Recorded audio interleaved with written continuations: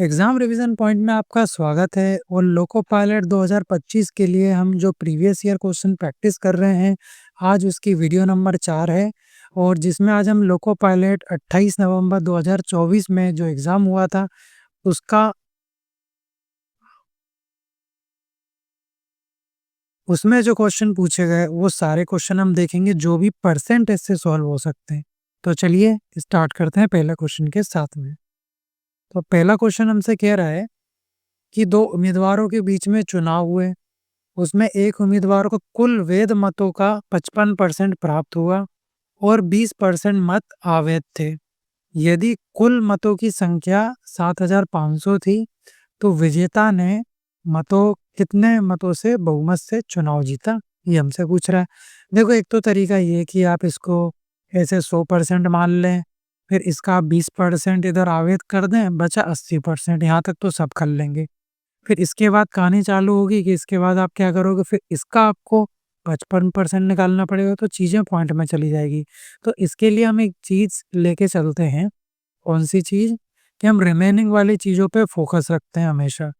तो वो कैसे रखेंगे वो मैं बताता हूँ। और हम देखो कई वीडियोस में रिमेनिंग वाला कंसेप्ट यूज़ करते चले आ रहे हैं, आपको समझ आ जाएगा। जैसे कि मान लीजिए 100% पूरे वोटिंग हुई थी, ठीक है? 100% में से 20% तो अवैध हो गए, ठीक है? तो बचे कितने? ये वाली लाइन मैं हमेशा यूज़ करता हूँ, बचे कितने, ठीक है? तो इसमें से भी कितने मिले? 55% प्राप्त हुए। किसको हुए? एक उम्मीदवार को। कितने हुए? 55% प्राप्त हुए, ठीक है? तो बचे कितने? बचे वाले कितने? 45%, ठीक है? अब उसके बाद क्या कह रहा है? और 20% अवैध तो हमने हटा दिए। यदि कुल मतों की संख्या इतनी थी तो विजेता ने कितने बहुमत से? अब देखो बहुमत से क्या होगा, देखो एक तो ये उम्मीदवार है जिसको 55% वोट मिले, एक ये उम्मीदवार है जिसको 45% वोट मिले। इन दोनों के बीच में अंतर कितना है? उतने से ही तो ये जीता होगा, ये 55% वाला। तो इसके कंपैरिजन में वो 10% से चुनाव जीत चुका है। किसके? ये सेकंड वाले। इसको मैं बी नाम दे दूं, ठीक है? दिया नहीं है बट अलग से दे रहा हूँ। तो ए वाला बी से 10% वोटों से जीत गया है, तो हमें इस 10% की वैल्यू निकालनी है। और 100% की वैल्यू हमारे पास गिवन है। कितनी गिवन है उसको हम लिख लेते हैं। 7500 वोट थे टोटल, ठीक है? बचे कितने? उस पे फोकस रखेंगे। ये 80% वाली चीज़ लिखा है इंटू, हम यहाँ तक आ गए 80% तक। अब इसमें से भी हमें निकालना क्या है उस पे फोकस कीजिए। ये 55% निकालना है? नहीं। 45% निकालना है? नहीं। हमें चाहिए क्या? ये 10%। उसने बहुमत पूछी है ना, तो ये 10% से जीती है। तो ये जो है इसमें से तो बटे होंगे ये सब 55 और 45, लेकिन हमें 10% की वैल्यू चाहिए, गुणा 10% कर देंगे। अगर वो पूछ लेता कि मान लीजिए इसी क्वेश्चन में मान लो कभी क्वेश्चन आ जाए कि जो व्यक्ति चुनाव जीता है उसके कितने वोट हैं, तो हम 55% निकाल देते हैं। अगर वो पूछता कि जो व्यक्ति हार गया उसके कितने वोट थे, तो 45% निकाल देते। और भी इससे भी लंबा चला जाता है कई बार क्वेश्चन। तो शायद मैंने दिल्ली पुलिस वाली जो सीरीज़ चल रही थी शायद उसमें करवाया है उस टाइप का। तो चलो इसको देखें पहले। ये 2 ज़ीरो से 2 ज़ीरो कट जाएँगे, 1 से ये गया और 1 से ये गया। तो कितना आ जाएगा? 75 गुणा 8 आ जाएगा। ये कितना आ जाएगा? 5 8 ज़ा 40, 0, 5 7 ज़ा 35, 35 और कितना आपका 5। तो कितना आ जाएगा यहाँ से? ये आपका 600, ठीक है? तो ऑप्शन नंबर सी वाला इसका उत्तर हो जाएगा। Next question. अगला क्वेश्चन, एक चुनाव के केवल 2 उम्मीदवारों ने चुनाव लड़ा। 2 उम्मीदवार थे, उन्होंने चुनाव लड़ा। एक को मान लेता हूँ ए और एक को मान लेता हूँ बी। 2 लोगों ने चुनाव लड़े। अब कह रहा है कि एक उम्मीदवार ने वैध मतों का 70% प्राप्त किया। उसने ये नहीं बता रहा वैध कितने हैं और अवैध कितने हैं, बस उसने बोल दिया कुछ होंगे। हमें उससे लेना देना नहीं है। जिस चीज़ की बात कर हम तो उसको लिखेंगे। तो उसने 70% प्राप्त किए और जो दूसरा वाला उसने 30% प्राप्त किए होंगे। पिछले क्वेश्चन में देखो गिवन था, अवैध उसने बता दिए थे 20%, तो बचे हुए 80% थे। लेकिन यहाँ ऐसा कुछ बता नहीं रहा, तो हम मान लेंगे 80 70 और 30 वाले के बीच में चीज़ें वो हमें बता रहा है। और उसने कहा है कि 172 मतों की बहुमत से, तो कितनी बहुमत से जीत गया वो? 172 में। और परसेंटेज में कितनी बहुमत है? 70 में से 30 गए, कितने? 40%। परसेंटेज में 40 और रुपए और सॉरी वैल्यू में कितने? 172। मतलब ये 172 किसके बराबर है? 40% के। अब उसने पूछा क्या है? तो वेद मतों की कुल संख्या। ये वेद मतों से ही हमने ये पूरा डेटा कलेक्ट किया, तो वेद मत अपने आप में 100 होंगे। 0 से 0 चला जाएगा। तो देखो सबसे अच्छा तो यहाँ पे, चलो ठीक है ऐसे ही कर लेते। 0 से 0 गया, 2 to the 4 5 जा 10, 2 से चला जाएगा ये 8 बार और ये 6 बार। तो 86 इंटू 5, 5 6 जा 30, 5 8 जा 45 और क्या कर रहा हूँ मैं, 5 6 जा 30, 5 8 जा 40 और ये 43। ठीक है, तो 430 आंसर आ जाएगा। तो अगला क्वेश्चन कह रहा है कि एक आदमी 400 आमों के क्रय मूल्य पर 320 आम बेचता है। मतलब ये ऐसा कहना चाह रहा है ये, इसके 400 आम के कितने क्रय मूल्य पर, और सभी चीज वस्तुएं क्रय मूल्य सब कुछ समान है, सभी वस्तुओं का विक्रय मूल्य समान है, इसका लाभ प्रतिशत ज्ञात करें। तो मैं ऐसा कह सकता हूँ कि 400 जो है वो सीपी के बराबर है और ये सब चीजें वस्तुएं क्या है, समान है। तो ये 320 गुणा ये बेच कितने रहा मैं, एसपी। तो यहाँ से मैं एसपी बाय सीपी निकाल सकता हूँ। तो एसपी के नीचे सीपी चला जाएगा तो ये आ जाएगा 400 बटे 320। मतलब 320 की चीज उसने 400 में बेच दी। ऐसा मैं कह सकता हूँ। यहाँ डिफरेंस कितने का, 80 का। तो ये इसको प्रॉफिट हो रहा है 80 का। इस पे देखेंगे सीपी पे, तो 80 अपॉन में 320 कर लेंगे, गुणा में 100 कर लेंगे, 0 से 0 चला जाएगा। और ये चला जाएगा आपका कितनी बार, 8 से चला जाएगा ये। ठीक है, 8 से गया एक बार और ये 8 से चला जाएगा 4 बार। तो यहाँ पर आपके पास कितना आ जाएगा, 100 अपॉन में 4। ये 4 से कितनी बार जाएगा, ये जाएगा 25 बार। तो आ जाएगा आपका 25%। तो आंसर आ जाएगा आपका 25%। चलिए अगला क्वेश्चन देखें। अगला क्वेश्चन कह रहा है कि एक दुकानदार एक मशीन पर जिसका अंकित मूल्य 18,000 है, 2 क्रमिक छूट देता है, जिससे उसका जो विक्रय मूल्य है वो कितना बन जाता है, 12,960। यदि क्रमशः 10% और x% की छूट है तो बताइए x का मान कितना होगा। तो देखो 2 छूट दे रहा है और हम मार्क प्राइस पे ही, मतलब अंकित मूल्य पे ही देते हैं। अंकित मूल्य की उसने वैल्यू गिवन है, लिख लेंगे। वो इसी पे उसने पहली छूट दी 10% की, फिर एक और छूट दी x% की, और फाइनली आपको क्या मिल गया, सेलिंग प्राइस कितना आ गया, 12,960 आ गया।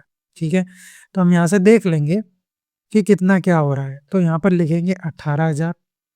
ठीक है, गुणा करेंगे 10% की छूट है, मतलब कितना बचा होगा, 90/100।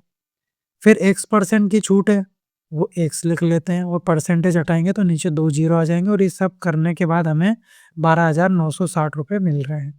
तो यहाँ से हमें निकालना क्या, x की वैल्यू।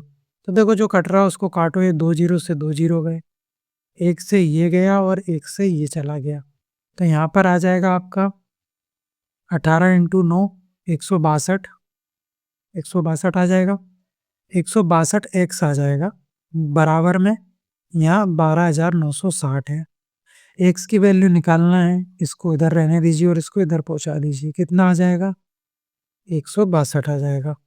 162 आ गया। अब इसको आप काट दीजिए। ये कितनी बार चला जाएगा, 2 8 जा 16, 2 1 जा 2, 2 से चला जाएगा ये कितनी बार, 2 6 जा 12, फिर ये 2 4 जा 8 और ये 2 8 जा 16 और 0 बच गया। 9 से चला जाएगा, 9 9 जा 81, 9 से चला जाएगा ये 7 बार, 2 बार और 0 ये बचा। 9 से जाएगा कितनी बार, 8 बार, तो आ जाएगा 80। तो देखो अब ये 80 तो आपको ऑप्शन में दिख नहीं रहा होगा, तो ये बची हुई वैल्यू आ रही है ना, क्योंकि हम क्या लिख रहे हैं, बची हुई चीज। 10% की छूट दी, बचा कितना, 90। तो हमने 90/100 किया, तो जो x आएगा वो क्या आ गया, 80 आ गया। मतलब 80/100, 100 की चीज 80 में, मतलब 20% की छूट हो रही है। तो आंसर आ जाएगा 20। और साफ साफ दिख रहा है 80 हम कब लिखते हैं, जब 20% की छूट दी जाती है। तो आंसर आ जाएगा ऑप्शन नंबर ए, 20% की छूट दी गई होगी दूसरे वाले पे। Next question. नेक्स्ट क्वेश्चन बहुत ही इजी। एक देश की जनसंख्या 55% महिलाएं हैं और इसमें क्या है, जो पुरुष हैं जनसंख्या है वो 80% साक्षर है। यदि कुल साक्षरता 58% है तो बताइए कितने प्रतिशत महिलाएं साक्षर है? अरे बाप, थोड़ा सा है लेकिन कर लेंगे, ज़्यादा टफ भी नहीं है। देखो कैसे, मैं बता रहा हूँ आपको। मैन कितने और वुमेन कितने हैं, इसका परसेंटेज गिवन है। वुमेन कितनी है, 55% है आपके पास, और मैन कितने हैं, मैन कितने हो जाएंगे, 45% हो जाएगा। ठीक है, यहाँ तक आप मानते हैं। फिर इसके बाद में उसने क्या बोला, 80% साक्षर हैं। कौन है, पुरुष। पुरुष ये रहे मेल, और ये हो गई फीमेल। तो देखो, और टोटल साक्षरता में देखे रखी 58, मतलब इसमें से कुछ साक्षर लोग निकलेंगे और इसमें से कुछ साक्षर लोग निकलेंगे, और ओवरऑल कितने आ जाएंगे, 58%। वो आएंगे कैसे, तो देखो मैन कितना है, 45 मान लीजिए, अभी मैन 45 ही है। ठीक है, कितने हैं आपके पास, 45 है मान लीजिए। यही तो उसने रेशो बताया, अनुपात में ही तो है चीज। परसेंटेज में है, परसेंटेज का काम भी होता है कंपैरिजन करना, रेशो का काम भी होता है कंपैरिजन करना। ठीक है, तो मान ली 45 कैसे निकलेगा, जो 45 का आप कितना निकालोगे, ये जो उसने बोला है, रेड पेन से मार्क कर रहा हूं, 80%। ठीक है, तो क्या आ जाएगा, 80% क्या थे, साक्षर थे। मतलब तो 45 का आप 80% निकालोगे तो साक्षर की वैल्यू आ जाएगी। ठीक है, तब मानते हैं प्लस, प्लस उसके बाद में यहाँ पे वुमेन कितनी है, 55। ठीक है, 55, इसकी कितनी साक्षर होंगे वो हमें पता नहीं, उसको एक्स मान लिया और अपन में 100 कर लिया। ठीक है, x%। इन सबको जब प्लस करेंगे, ठीक है, इसको रेड पेन से कर दो जिससे हमें पता चले, आपको भी इजी हो समझने में, x/100। और इसके बाद हमें मिलता क्या टोटल, 58%। ठीक है, 45% मैन है, 55% वुमेन है। ठीक है, 45% मैन और 55% वुमेन है, जिसमें से 80% साक्षर पुरुष हैं। तो 45 मान लिया मैन है, उसके साक्षर निकालना तो 80% निकाल लिया। फिर हमने ऐसे वुमेन का किया, उसका x% होगा, क्योंकि उसने में पूछा ही ये कि महिलाओं में साक्षर कितने हैं, तो साक्षर ऐसे x जो निकलेगा वो साक्षर की दर होगी। हमने उसको x मान लिया, तो इस x की वैल्यू निकालनी है। तो ये देखो 0 से 0 गया, 5 9 ज़ा 45, 5 2 ज़ा 10, 2 से चला जाएगा ये 4 बार, 9 4 ज़ा 36, प्लस 5 से जाएगा 11 बार, 5 से जाएगा 2 बार, तो ये कितना आ जाएगा आपका 11x/20 इजिकल टू 58। ठीक है, तो यहाँ से 36 उधर जाके माइनस हो जाएगा 58 में से, कितना बचेगा, 2 और 3 2 22, तो 11x/20 इजिकल टू आपके पास आ जाएगा 22। यहाँ से x की वैल्यू निकालना है, तो बाकी सबको उधर ले जाओ, 20/11, 11 से 2 जाएगा 2 बार, तो 11 दूनी 22 हो जाएगा, तो x की वैल्यू आ जाएगा आपके पास 40। तो 40% जो थे वो वुमेन थी, जो साक्षर थी। तो ऑप्शन नंबर बी आपका उत्तर हो जाएगा। अगला क्वेश्चन, अगले क्वेश्चन में कह रहा है कि 3000 की राशि है, ठीक है, 3000 की राशि पर 4% वार्षिक ब्याज दर से 5 वर्ष के लिए साधारण ब्याज क्या होगा।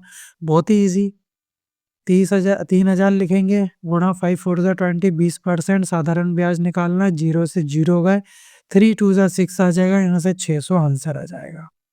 ठीक है, ऑप्शन नंबर सी हो जाएगा। जिसको समझ नहीं आया उसको मैं बता देता हूँ। देखो हम करते क्या है, सिंपल इंटरेस्ट होता है, एक तो आपको फॉर्मूले के तरीके से बता दूं, रेट परसेंट इनटू टाइम, यही होता है। रेट हमें गिवन है 4% इनटू 5 साल, तो ओवरऑल कितना 20%, तो ये आपका ऐसा ही बन जाएगा 4 साल का। तो बस 3000 का 20% निकालना है। अब और तरीके से ये बना कैसे फॉर्मूला वो भी बता देता हूँ। देखिए 3000 है, एग्जाम्पल में 1000 का लेता हूँ जिससे आसानी से समझ में आए। 1000 की वैल्यू है, 10% दर है, 2 साल का आपको टाइम दिया हुआ है। ठीक है, मान लीजिए, समझा रहा हूँ, आंसर तो आ चुका है, आप समझ चुके हैं, ऑप्शन नंबर सी वाला। मैं बता रहा हूँ ये फॉर्मूला कैसे बना, ये भी थोड़ा थोड़ा बेसिक को भी कवर कर लेते हैं। मान लीजिए 2 साल के लिए, तो पहले साल के लिए कितना होगा, ये मैं परसेंटेज से डील कर रहा हूँ आपका, है ना, कि आपको एसआई और सीआई जैसा नहीं लगे कि ये अलग से चैप्टर है। परसेंटेज में क्या होगा, देखो परसेंटेज से समझ रहे हैं, 1000 की चीज़ है, 1000 आपने किसी से पैसे लिए, रेट उसने बोला भैया 10% मुझे हमेशा आप तो इस पे दे देना हर साल का। तो उसने बोला ठीक है। तो प्रिंसिपल का कितना 10%, तो पहले साल के लिए इसका 10% कितना 100, फिर दूसरे साल भी 10%, सॉरी ये प्रिंसिपल नहीं इसका इंटरेस्ट, इंटरेस्ट फिर दूसरे साल का इंटरेस्ट कितना फिर 10%, तो मतलब ओवरऑल कितना आ जाएगा 200 आ जाएगा। और इसी को आप कह देंगे 2 साल का इंटरेस्ट, मतलब 10% निकाला आपने 2 साल के लिए, इसलिए यहाँ पे गुणा हो जाता है 10 × 2 और किसका प्रिंसिपल का, और अपॉन में ये प्रतिशत हट जाता है तो नीचे 100 आ जाता है, इसलिए ये फॉर्मूला बन जाता है P into rate into time upon में 100। इसलिए फॉर्मूला रटने की ज़रूरत नहीं है, अगर आपने परसेंटेज पढ़ा है तो आप उसी से समझ सकते हैं। चलिए मेरी बात खत्म, आगे चलते हैं। एक योजना जैसे 5 खरीदें और 6 पाएँ, ऐसी एक स्कीम चल रही कि भैया आप 5 चीज़ खरीदिए और 6 ले जाइए, मतलब 5 खरीदने पे 1 फ्री दे रहा है। तो इस प्रकार की जो एक क्या चल रहा है, ये क्या बोल रहा हूँ मैं भी भटक जाता हूँ। ठीक है, समान प्रकार की वस्तुओं पर समान अंकित मूल्य के साथ छूट प्रदान करती है, तो इस तरीके से वो छूट दे रहा है। ठीक है, तो छूट दे रहा है तो देखो हमें पता होना चाहिए कि वैल्यू कितनी है। ठीक है, वैल्यू कितनी है उसकी, उसको बोलेंगे मार्क प्राइस। ठीक है, इसी पे छूट दी जाती है, तो उसकी वैल्यू कितनी है 6 की, 6 चीज़ों की वैल्यू है। लेकिन वो पे कितने का कर रहा है, जो सेलिंग प्राइस होता है, जो वो आप खरीद के गए, जो आप पे करके गए भैया सेल्समैन को, वो पे कितने कर रहा है, वो पे कर रहा है 5 चीज़ों का, 5 आइटम का पे कर रहा है। तो इस हिसाब से 1 फ्री जा रही है, 1 फ्री कितने पे जा रही है वो हम किस पे देखेंगे, ये डिस्काउंट जो भी होता है मार्क प्राइस पे। तो 1 6 का कितना परसेंट, इसकी फ्रैक्शन होती है ये 16.66%। 16.66% क्या होगा, 6 सही 2/3। ठीक है, इसको 6 सही 16 सही 2/3 भी लिख सकते हैं। ठीक है, तो ऑप्शन नंबर बी आंसर हो जाएगा। अगले क्वेश्चन पे चला, चलिए अगला क्वेश्चन कह रहा है कि विक्रेता 1 रुपए में 6 टॉफी बेचकर 20% का लाभ प्राप्त करता है, तो उसने 1 रुपए में कितनी टॉफियां खरीदी थी। आराम से समझना, बहुत ईजी है। 1 रुपए में 10 टॉफी, ठीक है, T4 टॉफी। ठीक है, तो मैं ये एक रुपए में 10 टॉफी, तो मैं यहाँ से निकाल लेता हूँ 1 टॉफी कितने में खरीदी उसने, मतलब बेची, क्योंकि बेचने वाली वैल्यू है ये। तो 1 टॉफी उसने 1/10 रुपए में बेची, वो बेचने पर उसे 20% का लाभ हुआ, मतलब जो 1/10 है ये किसके बराबर है, 120% के। हमें निकालना कितना है, वो टॉफी खरीदी कितनी थी, खरीदी होंगी अपने आप में वो 100% होगी, 100% निकालना है। ठीक है, इतना बड़ा बड़ा लिख दिया, अब तो आप समझ गए होंगे। तो यहाँ से ये वैल्यू कितनी आ जाएगी, इसको मैं सॉल्व करूँ तो 1 अपॉन में कितना हो जाएगा, अपॉन के अब ये नीचे आ जाएगा, तो 1200 गुणा में 100, 0 से 0 चले गए। और ये चीज़ क्या थी, 1/12 रुपए में उसने 1 टॉफी, आई बना दिया मैंने इसको, 1 टॉफी उसने खरीदी थी। तो 1 रुपए में कितनी खरीदी थी, तो 1 रुपए में उसने 12 टॉफी का, अरे फिर रुपए बना दिया, 12 टॉफी खरीदी थी उसने, यही पूछा था उसने 1 रुपए में कितनी टॉफी खरीदी, तो 12, ये इधर आ गया, ऑप्शन नंबर बी वाला आंसर।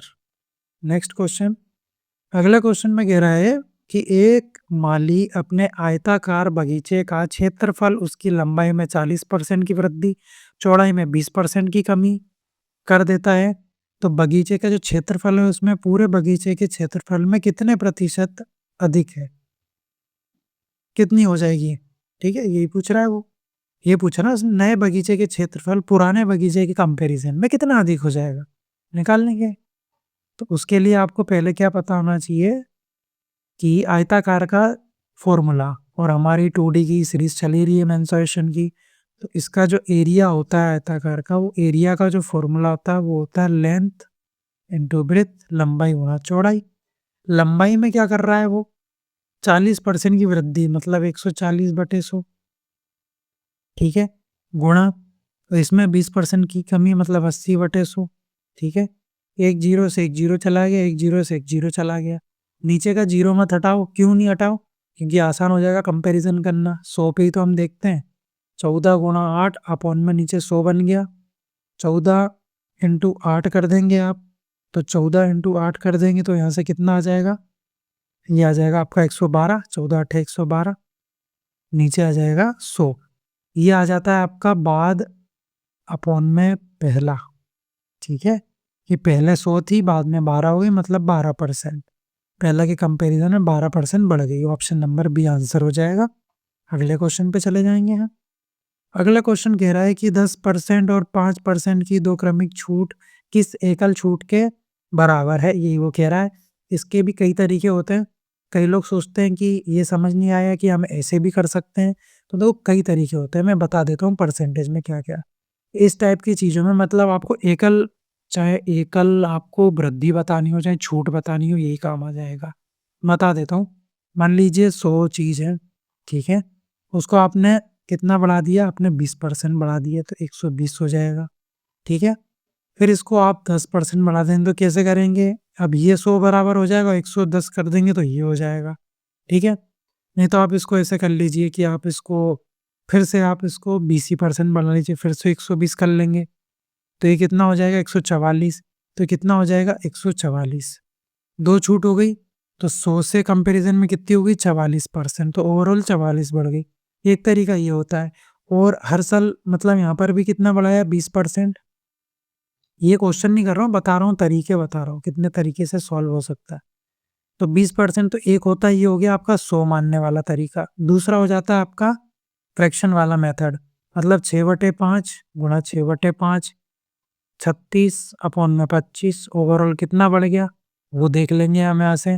तो 6 में से 5 गए, 1 बचा, 3 में से 2 गए, 1 11 बच गया। ठीक है, तो ओवरऑल 11, तो 11 25 का कितना परसेंट, 0 25 से जाएगा 4 बार तो कितना आ जाएगा 44%। एक ये तरीका है।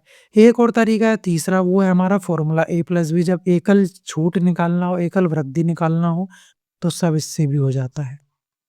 ठीक है, तो ये 3 तरीके से निकाल सकते हैं।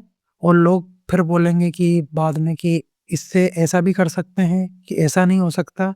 तो मैंने आपको तीनों कंडीशन बता दी कि परसेंटेज से कैसे सॉल्व होता है। और ये वाला जो तरीका है ना, ये CI में लगता है अमाउंट निकालने के लिए, ये भी CI में लगता है अमाउंट निकालने के लिए, और ये भी आपका CI में लगता है अमाउंट निकालने के लिए। तो ये CI में भी यूज़ होता है, ये ऐसे भी यूज़ होता है, ये बहुत जगह यूज़ आता है, और ऐसे ही ये CI SI में भी काम आ जाता है। ये सब परसेंटेज की देन है। जो परसेंटेज सीख गया उसको चैप्टर कभी अलग लगेंगे ही नहीं। चलिए मैं किससे बता दूं, तो मैं आपको सबसे बढ़िया तरीका बता देता हूँ फॉर्मूले से। छूट है मतलब कमी हो रही है तो हम A+B plus A into B कर देंगे अपॉन में 100। और वृद्धि होती तो प्लस ही रहने देते हैं, पॉजिटिव चीज़ है। नेगेटिव हो रही है, कमी हो रही है, छूट हो रही है तो -10, प्लस माइनस -5, प्लस में इधर माइनस माइनस प्लस हो जाएगा तो ये 10 इंटू 5 हो जाएगा, अपॉन में 100 होगा। 0 से 0 कट गया, 5 से 2 बार चला गया, मतलब आ गया। और ये माइनस माइनस प्लस तो -15, और प्लस का कितना आ जाएगा 0.5। तो 15 में से 0.5 जाएंगे तो कितना आ जाएगा, इतना तो आप बता ही सकते हैं, 14.5%। तो सी वाला उत्तर आंसर हो जाएगा। चलिए अगला क्वेश्चन। अगला क्वेश्चन क्या कह रहा है, अगला क्वेश्चन कह रहा है कि यदि एक निश्चित चक्रवृद्धि ब्याज दर पर वार्षिक रूप से संयोजित कोई धनराशि 2 वर्ष में 2/4 गुना हो जाती है, मतलब इसको हम क्या लिख सकते हैं 9/4 लिख सकते हैं। और ये 2 साल में हो रहा है, मतलब पहले देखो ये किस 2 साल में क्या स्क्वायर हो जाएगा, 2 बार बड़ी होगी चीजें, तो किसका स्क्वायर है, ये 3/2 का स्क्वायर है। मतलब पहले साल 3/2 ही होगी, फिर 3/2 ही होगी, तो ओवरऑल कितनी हो गई होगी 9/4। ऐसे ही देखते हैं परसेंटेज की मेथड से। तो परसेंटेज दर पर ईयर होती है, तो एक साल में 3/2 ही होगी, तो एक का डिफरेंस 2 का कितना परसेंट, तो ये कितना आ जाएगा आपका यहाँ से 50%। तो आंसर आ जाएगा आपका ऑप्शन नंबर बी। ये सारी चीज़ें परसेंटेज से कर रहे हैं। मैंने अभी आपको CI का कोई फॉर्मूला बताया नहीं, बताया SI का कोई फॉर्मूला बताया था अभी नहीं, मैंने सारी चीज़ें परसेंटेज से सॉल्व करी। हाँ बताया था CI का, बट बताया था कि वो बना क्यों, वो परसेंटेज से बना है।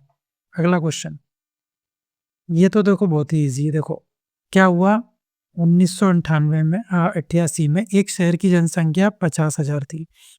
फिर 1989 में एक वर्ष में ये 25% बढ़ी, फिर 1990 में 30% घट गई, फिर 91 में 40% की वृद्धि हुई। तो बताइए अंत में जनसंख्या क्या है? इजी है, देखो मैं 15 लिख रहा था, यहाँ लिखेंगे 50,000, ठीक है, तो आप लिख सकते हैं गुणा करेंगे किसकी, 25% की वृद्धि होगी। तो 25% की वृद्धि कैसे होती है आप बता सकते हैं क्या? 25% की वृद्धि होती है 125/100, तो वो कितना हो जाएगा?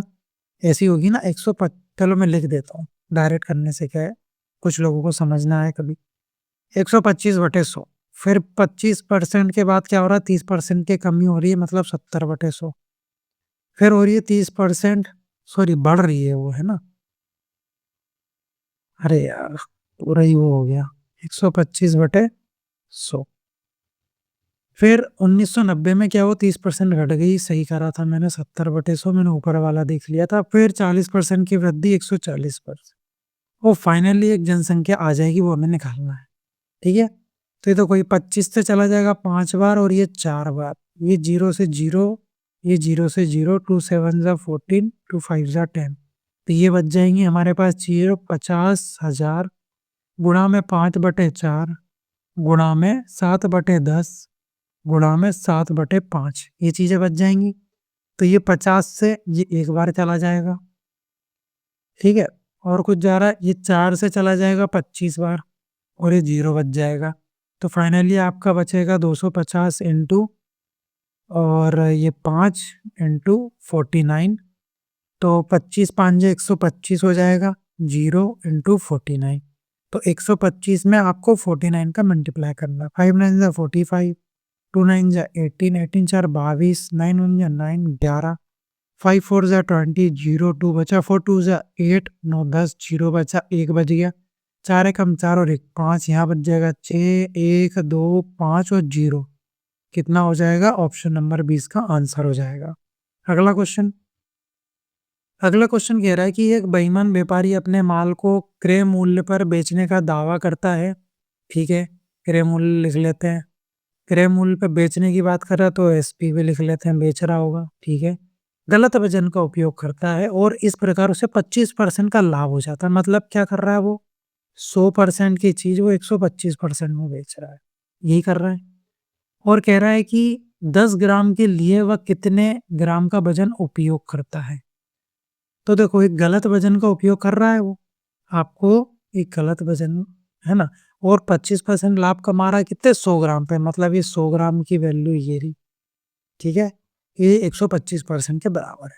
यही बोला ना उसने कि क्या कर रहा है, एक व्यापारी अपने माल को क्रय मूल्य पर बेचने का दावा कर रहा है, मैं बोल रहा है कि वो मैं एक्स ग्राम पे बेच रहा हूँ, लेकिन वो उतने पे बेच ही नहीं रहा है, वो तो 100 ग्राम पे बेच रहा है और 25% का फायदा उठा रहा है। तो देखो 100 ग्राम की वैल्यू है 125, ठीक है, 125%, और उसने पूछा ये 100% की वैल्यू गुणा 100, ये 4 बार जाएगा 25 से, ये 5 बार, 5 से चला जाएगा 2 बार, 4 2 जा 8, तो आ जाएगा आपका 80 ग्राम। तो जो ओरिजिनल वेट है वो कितना, 80 ग्राम, तो ऑप्शन नंबर डी इसका उत्तर हो जाएगा। चलिए नेक्स्ट क्वेश्चन देखो, तो नेक्स्ट क्वेश्चन में कह रहा है कि देखो पुरुषों और महिलाओं और बच्चों के एक समूह में 40% पुरुष हैं, ठीक है, और 35% महिलाएं हैं और शेष बच्चे हैं, ठीक है भैया। तो 40% पुरुष हैं, मेल कैंडिडेट है, और 35% फीमेल कैंडिडेट है, बचे कुछ बच्चे, तो बच्चे कितने बचे होंगे, 25%, वो क्या होगा, बॉयज, बच्चे समझ लो, चाइल्ड से चाइल्ड कर ले, चलो चाइल्ड, ये है, ये इनकी क्या है, वैल्यू है, उनका रेशो मिल जाएगा, यहाँ से काट लो 5 से, कितना आ जाएगा 8 7 और 5, ही आ गया अनुपात, ठीक है। क्योंकि हमें नीचे देखो दे के रखिए, क्या दे के रखिए, औसत वजन, तो देखो मिक्सचर लगा रहा हूँ, एवरेज वैल्यू हम लिखते हैं ऊपर, मतलब कहीं पर भी लिख सकते हैं, मैं तो एक पैटर्न बता रहा हूँ, 70 60 और 30, यही फॉर्म में महिलाएं, वुमेन और चिल्ड्रन, और रेशो जो गिवन है उसको लिखते हैं यहाँ पे 8 7, 5 अनुपात है। इन दोनों का मल्टीप्लाई करते हैं, आ जाएगा 56 0, प्लस करते चलते हैं 420 और प्लस 150 और अपॉन में लिखते हैं ये जो रेशो है इनका सम वो कितना है 20। तो हम कर लेंगे 56 और 56, 42 और 15, 6 4 10 11 12 13, 6 4 10 11, तो 113 और जीरो जो था तो आ जाएगा 11 30 अपॉन में 20। जीरो से जीरो 2 से चला जाएगा 5 बार, 6 बार और 0.5, तो 56.5 ऑप्शन नंबर डी इसका उत्तर हो जाएगा।